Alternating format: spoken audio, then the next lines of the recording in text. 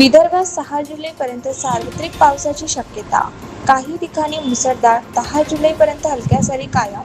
महाराष्ट्र किनारपट्टीवर कमी दाबाची द्रोणीय स्थिती असून उत्तर बंगालच्या उपसागरात ठळक कमी दाबाचे क्षेत्र सक्रिय झाल्यामुळे विदर्भात पुढील काही दिवस पावसासाठी अनुकूल वातावरण तयार झाले आहे, अशी माहिती आज सकाळी 5 वाजता श्री शिवाजी कृषी महाविद्यालयाचे हवामान तज्ज्ञ अनिल बन यांनी दिली. त्यांच्या अंदाजानुसार 4, 5 आणि 6 जुलै दरम्यान संपूर्ण विदर्भात हलक्या ते मध्यम स्वरूपाच्या पावसाची शक्यता असून काही ठिकाणी मुसळधार पावसाचीही शक्यता आहे. 7 आणि 8 जुलै रोजी अमरावती, अकोला, नागपूर आणि वर्धा जिल्ह्यामध्ये सार्वत्रिक पाऊस पडण्याचा अंदाज आहे, तर उर्वरित विदर्भातील बहुतांश भागातही पावसाच्या सरी कोसळण्याची शक्यता व्यक्त करण्यात आली आहे.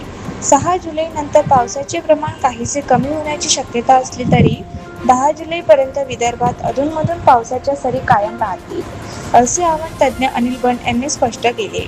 याशिवाय संपूर्ण जुलै महिन्यात विदर्भात समाधानकारक पाऊस होण्याची शक्यता असल्याने शेतकऱ्यांसाठी दिलासादायक बाब ठरणार असल्याचेही त्यांनी नमूद केले.